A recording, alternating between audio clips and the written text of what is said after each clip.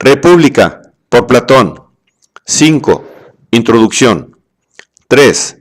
Tres temas de la República. 3. Platón y el totalitarismo. Aunque la parte filosóficamente más importante de la República es la que versa sobre el filósofo y su educación, y sobre la filosofía y su objeto, las ideas, se trata de una obra básicamente destinada a presentar un proyecto político para una sociedad mejor. Este proyecto nunca fue llevado a la práctica, pero ha tenido una singular fortuna en la historia del pensamiento. Ha sido imitado, discutido, elogiado y combatido, disfrutando en sus líneas generales de una permanente actualidad que no ha sido reconocida a ningún otro filósofo. Esto se debe, sin duda, a la constante búsqueda de formas políticas que ha caracterizado al hombre a lo largo de tantos siglos. Y esa razón explica, tal vez, que el examen de la propuesta platónica haya sido a menudo efectuado de una manera ahistórica, desgajándola del contexto histórico en que fuera forjada y transportándola al del momento de dicho examen, lo cual es legítimo si lo que se trata es de analizar su aplicabilidad, pero malinterpreta la concepción platónica en su verdadero significado. Prototípico de esta situación es el libro de Karl Popper, The Open Society and Its Enemies, publicado tras la Segunda Guerra Mundial con el convencimiento de que a partir de entonces la civilización occidental tenía delante de sí un futuro de progreso y prosperidad, con tal de que supiera contrarrestar a las fuerzas totalitarias que se oponían a tal avance histórico, cuyos principales númenes serían Platón y Marx. El libro desató una larga polémica en el ámbito de los estudios platónicos, a pesar de no ser su autor un helenista ni un estudioso de la filosofía griega, razón por la cual el primer volumen de la obra, consagrado a Platón, está plagado de errores metodológicos y de concepto. La explicación de tal resonancia puede estar más que en el hecho de que Popper gozara de prestigio internacional en la especialización de filosofía de la ciencia, en otro hecho, el de que en el que de alguna manera parece haber tocado tópicos que dentro de la obra de Platón pueden suscitar la duda de lectores de distintos niveles y que atañe a helenistas más allá de su propia esfera. Es por este motivo por el que haremos aquí algunas someras reflexiones sobre tres de estos tópicos, prescindiendo de toda referencia a los esquemas y supuestos de que parte Popper. Inciso A. El privilegio de la clase superior. La República presenta en realidad dos utopías: el Estado sano y el Estado lujoso o afiebrado, según se atienda solo a las necesidades elementales del hombre o se busque el placer más allá de estas. En el primero, únicamente hay oficios manuales y comerciales, en el más absoluto igualitarismo y sin que siquiera Platón hable de gobierno, por lo cual solo podemos suponer un orden natural. Con la búsqueda de satisfacción de deseos superfluos se complica la vida interna de la polis y nace la guerra, y con ello la necesidad de un gobierno y de un ejército, y a su vez de allí la aparición de una clase gobernante y de una clase militar.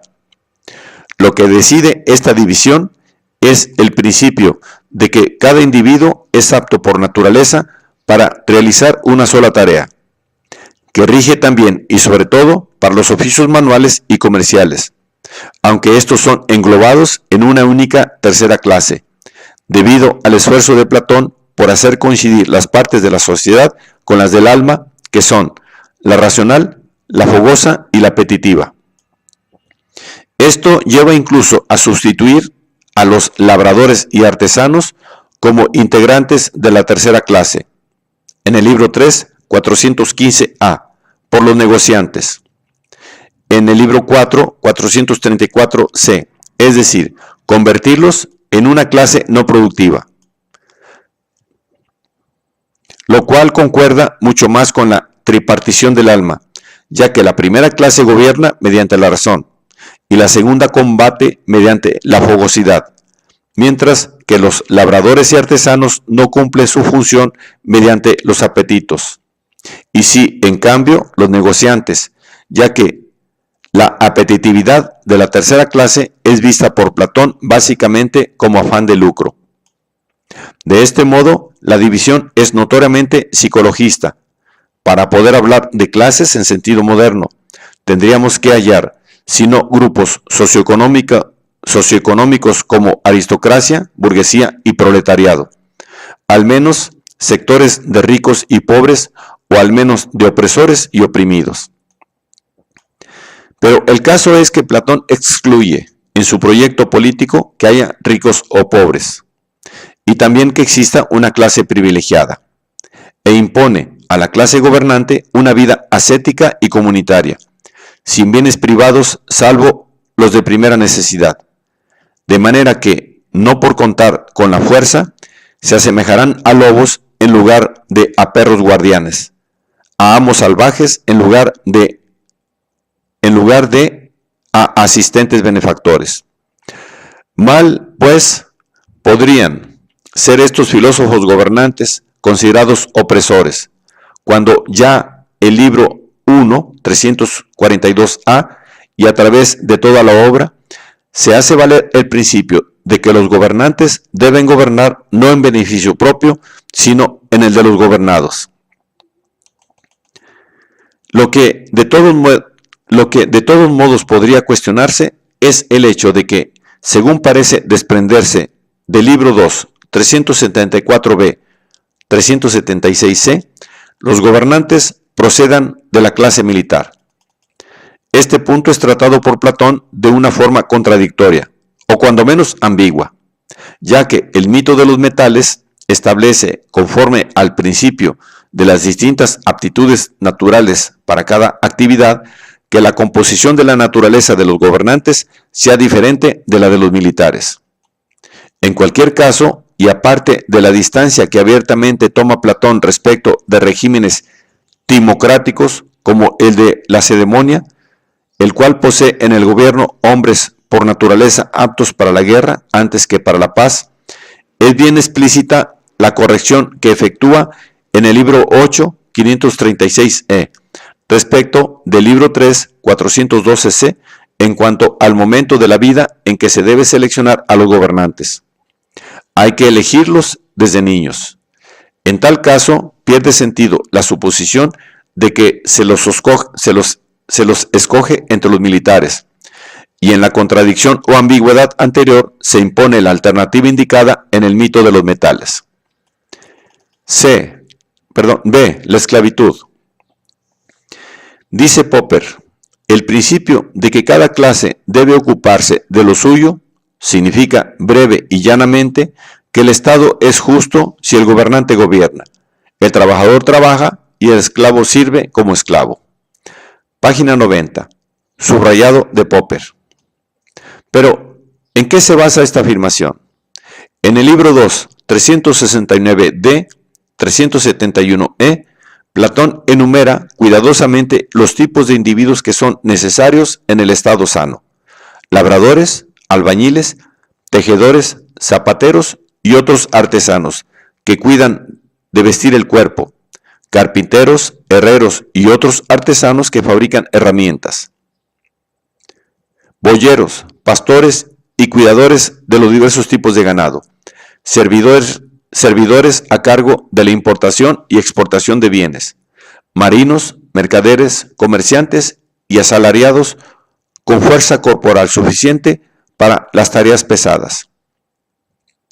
En el estado enfermo se añaden toda clase de cazadores e imitadores, poetas, rapsodas, actores, bailarines, empresarios, pedagogos, nodrizas, institutrices, modistas, peluqueros, confiteros, cocineros, médicos y militares. En ninguna parte se menciona esclavos. En un importante ensayo sobre el tema, Gregory Blastos declara, frente a una réplica similar a la nuestra, de John Wilde, Esto es formalmente cierto. Platón no habla de esclavos como constituyendo una de las tres partes de la polis, pero Wilde no cuenta con la posibilidad de que Platón podría admitir esclavos en la sociedad sin pensar en ellos como una parte propia de la polis. Y luego de analizar algunos pasajes con que Popper arguye en favor del esclavismo en Platón, Blastos encuentra solo un pasaje que podría ser aducido en tal sentido, aunque haya sido pasado por alto por los acusadores de Platón y solo citado por uno de sus abogados, Ronald Levinson. El del libro 433D. Lo que con su presencia hace al estado bueno consiste tanto en el niño como en la mujer, en el esclavo como en el libre, y en el artesano, en el gobernante como en el gobernado, en que cada uno haga lo suyo, sin mezclarse en los asuntos de los demás. Aquí no nos parece cuestión de discutir, como hacen Levinson y Blastos, si Platón se olvida de que está hablando del estado ideal y se refiere por un momento a la sociedad de su tiempo. A nuestro juicio, se trata más bien de si lo que se quiere saber es si Platón incluyó o no esclavos en su propuesta política, o bien si Platón era antiesclavista. Porque a lo segundo hay que responder con una negativa tajante. Platón no fue una excepción a su tiempo, al menos en ese sentido, aunque en otros, por ejemplo, en lo referente a la mujer, sí lo haya sido. Pero también lo primero debe ser contestado negativamente. Es obvio que si Platón hubiera contemplado la existencia de esclavos en su polis, habría pensado en una actividad que realizaran, aunque solo fuera de hacer tareas pesadas, que descarga en los asalariados. En la economía de Atenas, los esclavos desempeñaban un importante papel, evidente a cualquier ateniense. ¿Por qué prescindió Platón de ellos en la economía de su polis? Sin duda, porque no existe una actividad propia por naturaleza de los esclavos. El servir como esclavos es el modo en que Popper elude el problema o lo ignora, y que reemplazarán a los hombres libres en las actividades propias de estos, habría sido incompatible con el carácter racional del proyecto político platónico. C. Censura de la poesía. Aunque este punto no es tratado por Popper, quien alude a él solo de paso, consideramos de importancia detenernos muy brevemente en él, por cuanto constituye la piedra del escándalo para muchos de los lectores de la República, y es sin duda el más difícil de los tres a los que aquí pasamos revista. Nuestra experiencia moderna de gobiernos totalitarios nos hace proclives a identificar la censura solo allí donde está institucionalizada, y a pasar por alto, empero, el poder censor en sus formas veladas, como cuando se nos recorta una información o se escamotea una realidad. Formas veladas que en las últimas décadas han comenzado a ser desenmascaradas por sociólogos, psicólogos y filósofos en lo que a los modernos más media concierne. Alguna vez habrá que aplicar ese procedimiento a la historia griega. Platón, por cierto, gusta de la poesía y lo confiesa, pero con mayor claridad aún que Genófanes y Heródoto. Sabe que Homero ha educado a toda Grecia, en cuanto a creencias religiosas y prácticas morales. Probablemente ignora que Homero ha entrado en la historia griega con la represión de la religión y de la mitología populares, y ha callado, esto sí Platón lo sabe, las referencias consiguientes a Deméter y a Dioniso, pero tiene bien presente que Sócrates, y antes que él Anaxágoras, Protágoras y Eurípides, han caído víctima de una intolerancia ideológica amparada en Homero. La extensa sección del libro 2, 377b, al libro 3, 412, constituye un minucioso examen de los posibles elementos que en Homero y otros poetas habrían motivado lo que Platón entiende como deformación religiosa y moral de los atenienses. Que el examen sea correcto o no, aquí importa poco, porque lo que queremos detectar es su actitud, que tiende a liberar a los gobernantes de su estado ideal de las ataduras ideológicas que la tradición poética implantaba en la mentalidad de sus contemporáneos. Naturalmente, no justificamos ese tipo de censura, pero si se trata de llegar a la verdad, reclamamos equidad. Si se juzga a Platón, que se haga lo mismo con Homero. Nota sobre la traducción. Para la presente traducción, nos atenemos básicamente a las ediciones de James Adam y John Burnett, ambas de 1902. Prácticamente en todas las divergencias que estas dos ediciones presentan entre sí, nos hemos decidido por las lecturas de Adam. En las escasas ocasiones en que nos apartamos de Adam, casi todas en el libro 4, dejamos constancia del hecho en notas al pie de página.